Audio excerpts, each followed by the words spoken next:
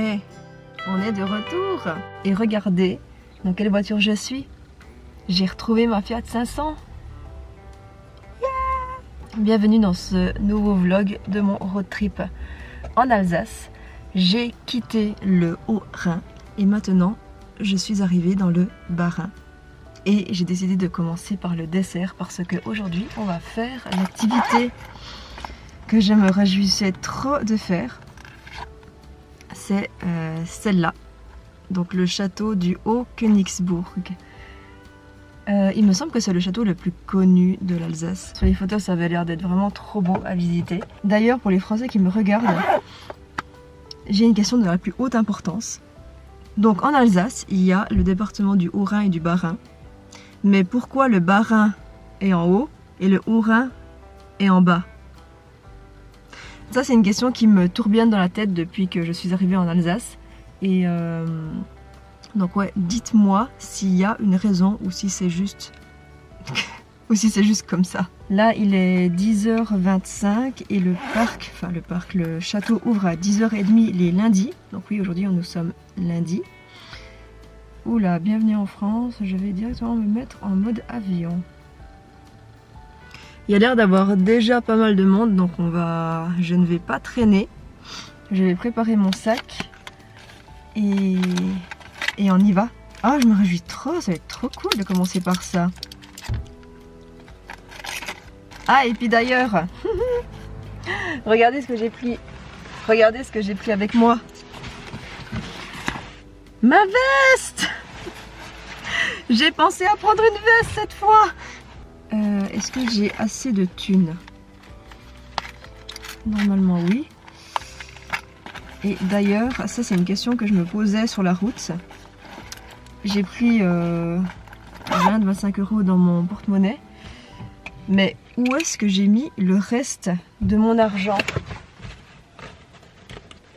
Normalement dans mon gros sac à dos. Mais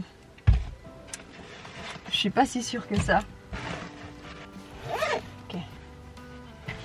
Bon, j'ai encore des trucs à prendre dans mon... Allez, on y va.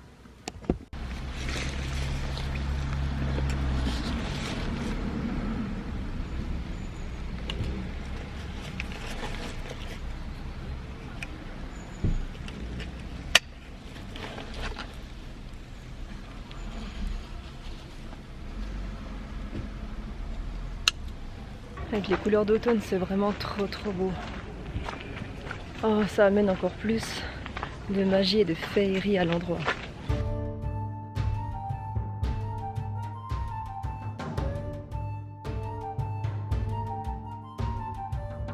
Le château du Haut-Königsbourg a une histoire qui remonte au XIIe siècle. Construit vers 1147 par la famille des Hohenstaufen, il occupait une position stratégique surplombant la plaine d'Alsace et contrôlant les routes commerciales entre la vallée du Rhin et la Lorraine. Le château a été détruit en 1462 pendant la guerre entre les villes alsaciennes et la noblesse. Reconstruit au XVe siècle par les Tierstein, le château adopte alors des fortifications modernes adaptées à l'usage des armes à feu. Il passe ensuite sous le contrôle des Habsbourg, mais est de nouveau détruit par un incendie pendant la guerre de 30 ans en 1633, puis abandonné. Ce n'est qu'en 1899 que l'empereur allemand Guillaume II décide de le restaurer dans le cadre de la germanisation de l'Alsace annexée. Les travaux durent jusqu'en 1908, visant à recréer une forteresse médiévale fidèle à son passé. Après la Première Guerre mondiale, le château devient propriété de l'État français et est aujourd'hui un site touristique majeur, offrant un aperçu unique de l'architecture militaire du Moyen Âge et de la Renaissance.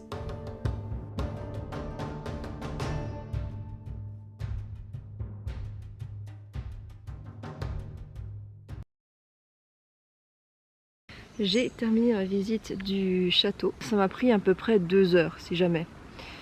Pas plus. Vu la renommée du château, je pensais que ça allait prendre plus de temps que ça, mais 2 heures c'est bien de visite. Et la salle, enfin la partie que j'ai préférée du château, c'est la salle de fête. C'est un camping-car néerlandais. Adios. Qu'est-ce que je disais?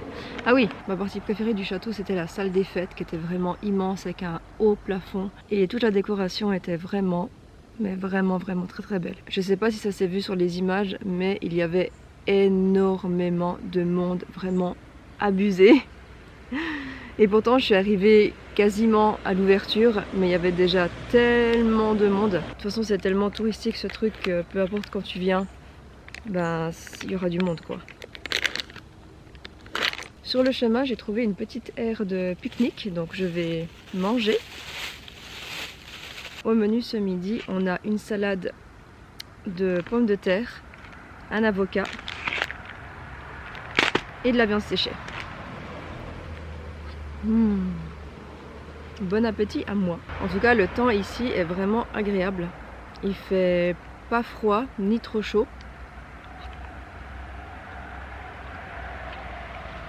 Comme vous le voyez, j'ai pas dû mettre ma veste. Et ce pull il tient vraiment mais super chaud. Vraiment, j'adore ce pull. Elle m'a fait du bien de manger, j'avais vraiment faim.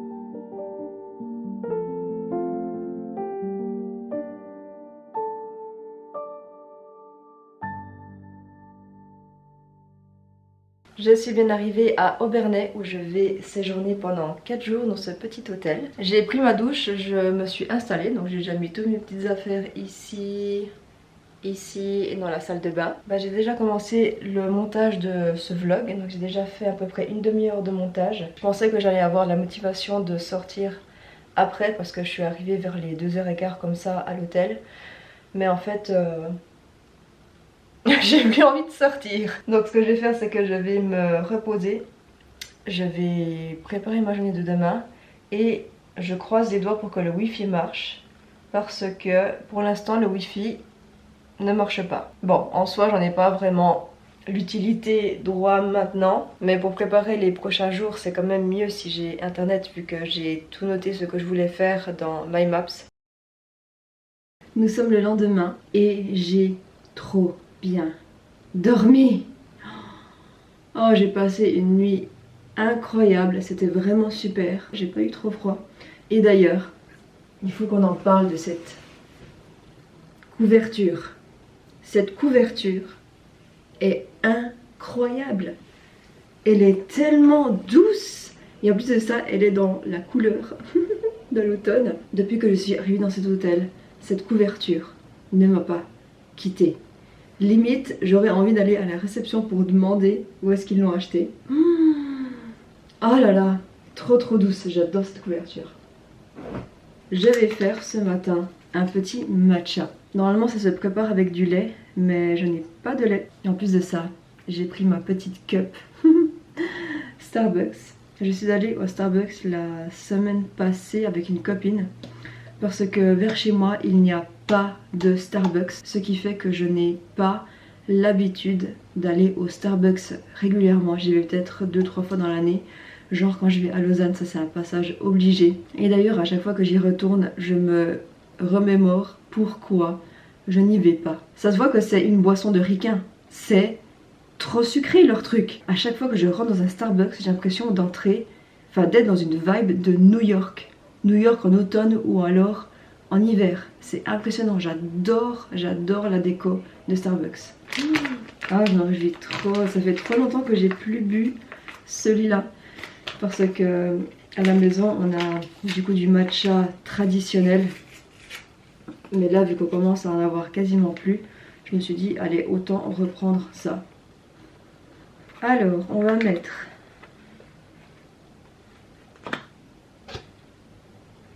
une cuillère à café.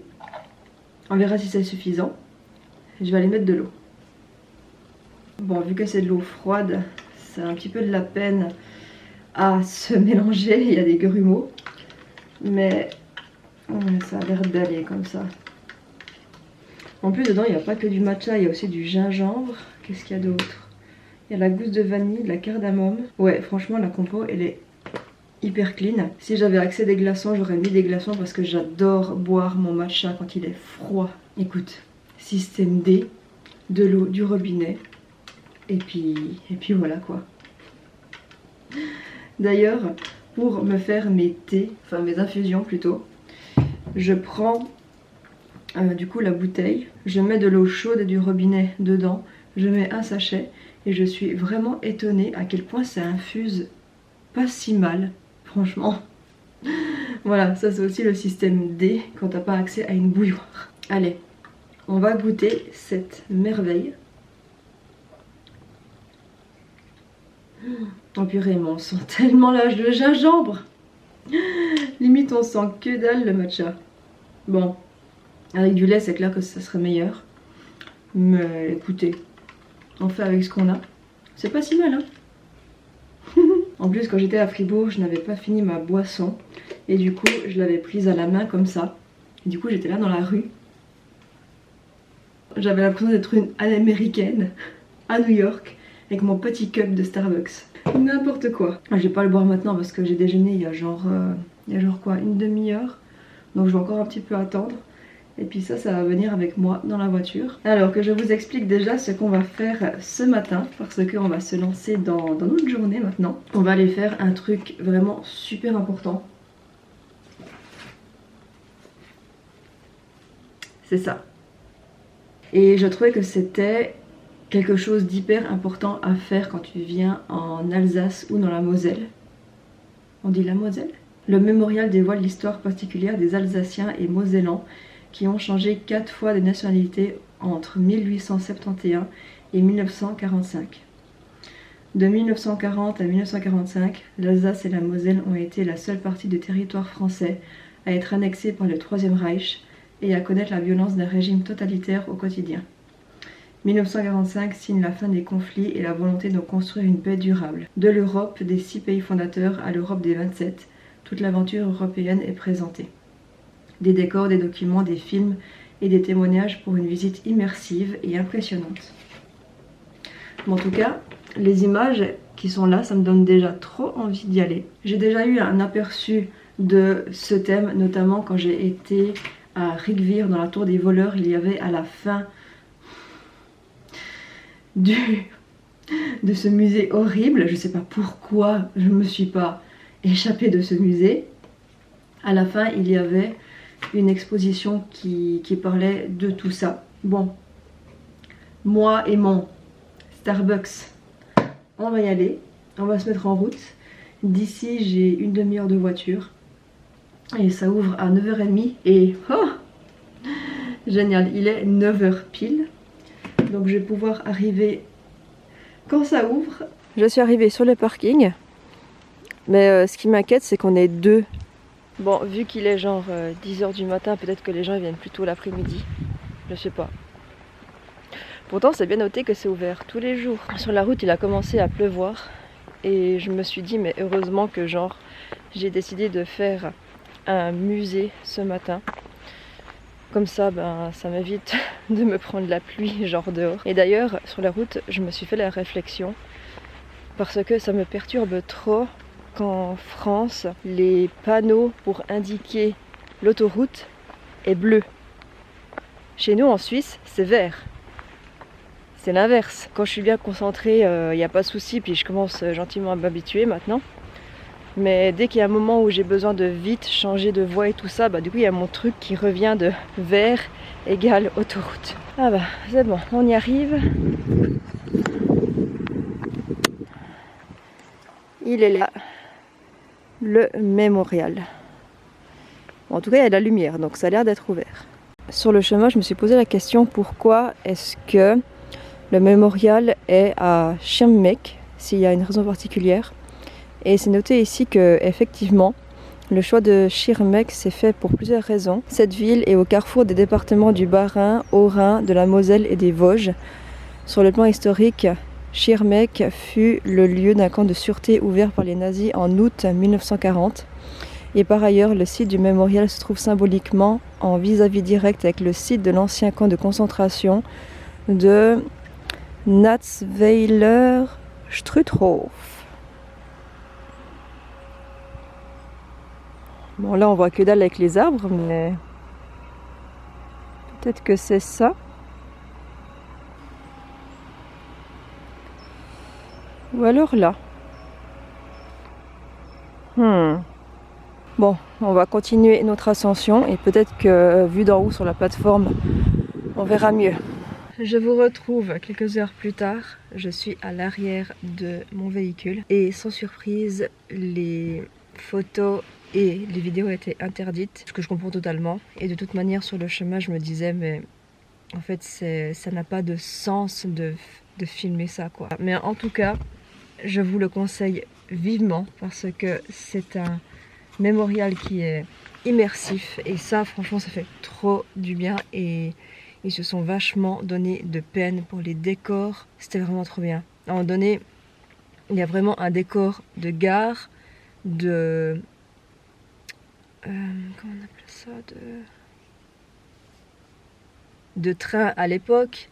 Ils ont également reconstitué une espèce de forêt et après tu passes sur une espèce de rambarde. Vraiment trop bien. Et en plus de ça, quand je suis arrivée, j'ai payé du coup mon ticket d'entrée. Et la dame m'a dit qu'il y avait une visite guidée une demi-heure après que je sois arrivée.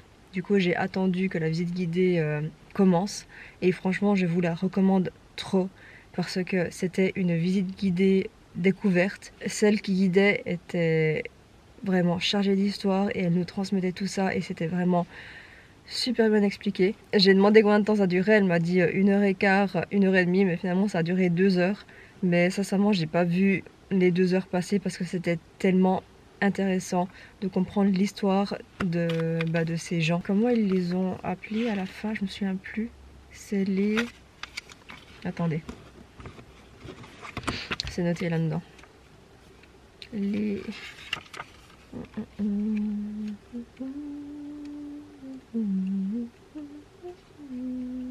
Ah, mais c'était noté où, bordel? Les malgré nous, voilà, ça me revient, c'est les malgré nous. Et à la fin, il y avait également une partie sur la construction européenne.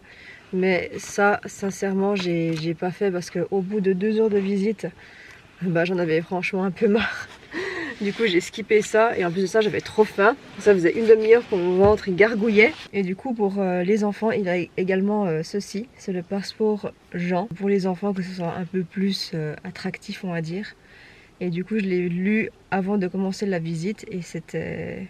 Bah, du coup, j'ai appris 2-3 trucs avant que la visite commençait. Bah, notamment qu'entre 1870 et 1945, il y a des gens qui ont changé 4 fois de nationalité. C'est un truc de fou. Je trouvais ça cool d'avoir un petit souvenir comme ça. Quand vous allez à ce musée, vous avez également accès au site de l'ancien camp de concentration de Natzweiler-Struthof. Celui-là, vous avez un tarif réduit. En ayant fait quasiment 2h30 dans le mémorial ce matin, bah du coup j'ai pas forcément envie d'aller faire ça cet après-midi. D'autant plus que sincèrement je suis crevée. Là je sors d'une sieste de 35 minutes et ça m'a fait trop du bien après manger. Franchement d'aller visiter un camp de concentration, franchement moi ça m'enchante pas du tout. Là il est 3h moins 10. Cet après-midi, j'ai prévu d'aller visiter, de juste me balader dans un petit village alsacien. Parce que je remarque de faire un musée le matin, un musée l'après-midi, c'est beaucoup trop pour moi au niveau de ma concentration et puis de ma fatigue. Donc on va aller visiter un petit village. Mais avant ça, j'avais envie de vous conter un conte d'Alsace. Je trouve ça vraiment cool de découvrir une région à travers ces contes. Donc voilà, du coup je vais vous faire ça aujourd'hui. Je vous propose de vous installer confortablement dès maintenant. Fermez les yeux et laissez-vous porter par un conte merveilleux d'Alsace, conté par Camilou. Et aujourd'hui, je vais vous conter le conte Les Géants de Nidec. Il y a bien longtemps de cela, le château de Nidec était habité par une famille de géants. Le papa géant, la maman géante et leur fille, la petite géante, qui, à l'époque où se passe cette histoire, devaient être âgés d'environ 7 ou 8 ans. Ils vivaient heureux et occupaient leur vie comme tous les bons géants. Le matin, ils quittaient leur énorme lit après s'être longuement étirés, puis ils allaient dans leurs énormes cuisines pour prendre un énorme petit déjeuner avant de vaquer à leurs occupations de la matinée. Le papa géant allait à la chasse ou bricolait dans son atelier. La maman géante s'occupait de son intérieur et instruisait sa fille, car elle savait que sans une solide éducation, les enfants, même géants, gardent un esprit tout petit. À midi, ils dégustaient ensemble un énorme déjeuner. Puis ils se reposaient un peu avant de reprendre les activités jusqu'au soir. Or, un jour, qu'il faisait très beau, la petite géante demanda à sa maman si elle pouvait aller se promener un peu. « Je ne me perdrai pas, lui dit-elle. Je connais bien les environs, et puis, je viens de terminer de lire un livre qui explique tous les bienfaits de la marche et du grand air pour la santé des enfants. » Sa maman, occupée à la confection d'un énorme kouglof, sourit et la laissa partir, lui demandant seulement d'être rentrée avant le coucher du soleil. Géant ou pas, les Mormons n'ont en effet rien à faire dehors lorsque la nuit tombe. La petite géante s'en fut donc, toute joyeuse, emportant avec elle une énorme tartine pour son goûter. Elle se balada dans la forêt, les arbres lui chatouillaient les genoux, admira la cascade, baguenauda un peu dans les prairies si vertes, en respirant à plein poumon, chantant à tue-tête toutes les chansons idiotes qui lui venaient à l'esprit, surtout celles qui agaçaient le plus ses parents. Mais au bout d'un moment, elle commença à s'ennuyer un peu. Le soleil était encore haut, et elle n'avait pas envie de rentrer chez elle. Pour une fois, qu'on lui avait accordé son après-midi, il fallait en profiter. Elle s'assit donc sur le sommet d'une colline, appuya ses coudes sur ses genoux, mit son menton dans les paumes de ses mains réunies et observa ce qui se passait à ses pieds. Dans la vallée, de toutes petites maisons étaient regroupées en villages, autour des clochers pointus des églises. Sur les flancs de la montagne, les routes serpentaient entre les sapins. Dans les plaines et les douces pentes des collines, des champs de blé et de vignes se côtoyaient sous le soleil. C'était un très joli spectacle. Elle se pencha encore un petit peu. Soudain, elle aperçut dans un champ un laboureur et son bœuf, attelés à une charrue. Elle fut émerveillée par cette découverte. « Quel beau jouet !» se dit-elle.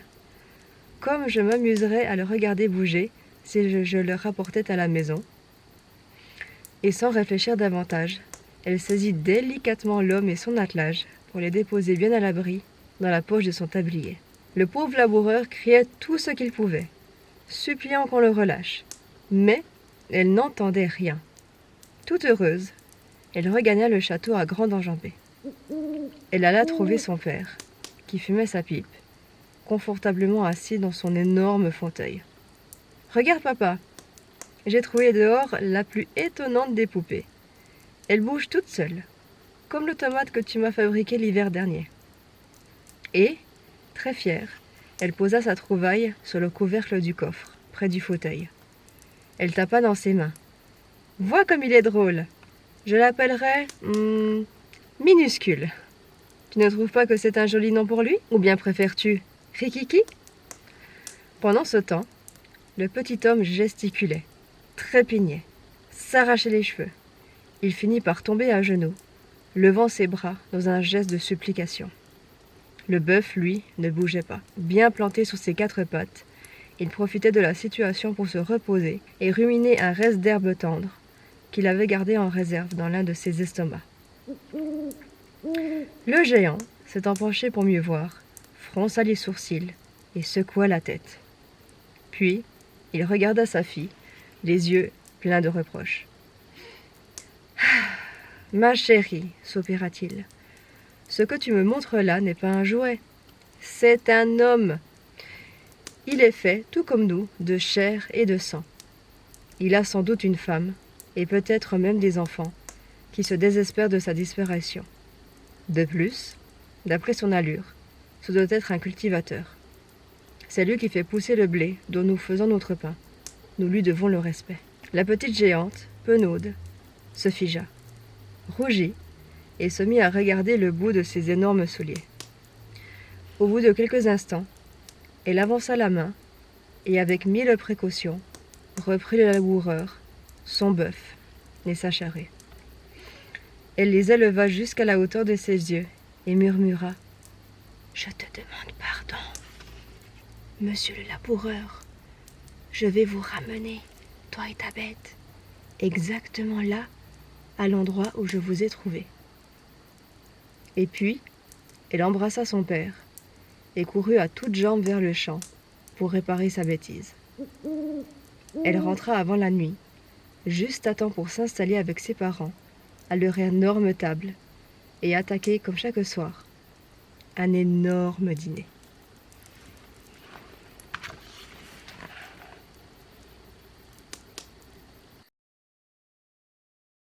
Ok, je suis bien arrivée à Rosheim. Je suis passée à l'office du tourisme pour aller chercher un petit plan de la ville. Donc là. Voilà, donc là ici c'est mon petit parcours. C'est pas très grand, mais ça a l'air tout chou en tout cas. On commence ici par l'entrée, donc je suis passée par là juste avant pour accéder au parking. Et on va commencer par voir ceci, qui est l'église romane. Je suis ici sur une rue parallèle pour vous parler, parce qu'en fait la rue où elle m'a dit que je pouvais aller, où il y a des choses importantes à voir, en fait elle est super brillante parce qu'il y a que des voitures qui passent. Donc je trouve ça franchement un petit peu dommage.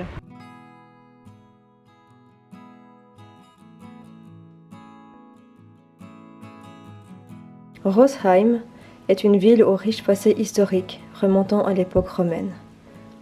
Cependant, c'est au Moyen-Âge que la ville prend de l'importance, devenant une cité impériale libre en 1262, sous le Saint-Empire romain germanique.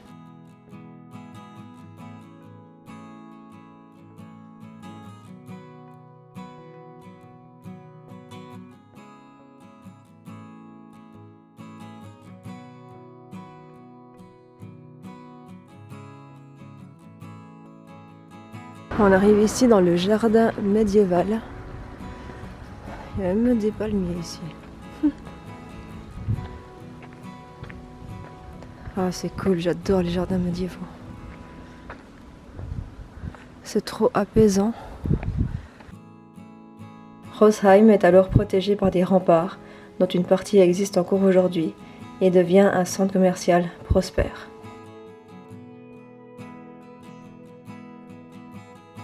La ville est également connue pour son patrimoine architectural, notamment son église romane Saint-Pierre et Paul, datant du 7e siècle, l'une des plus anciennes et des mieux conservées de la région.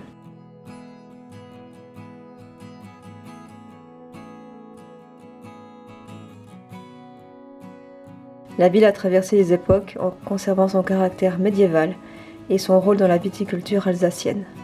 Aujourd'hui, elle est appréciée par son charme historique et ses monuments remarquables.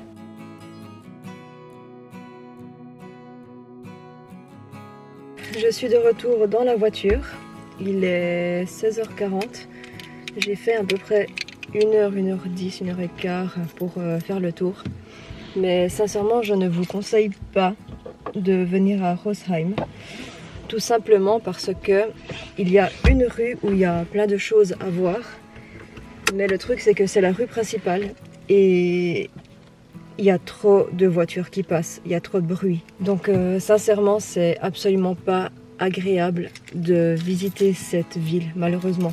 Il y avait des trucs qui étaient vraiment beaux, mais ouais, c'est dommage quoi. Enfin voilà mes petits loups-garous.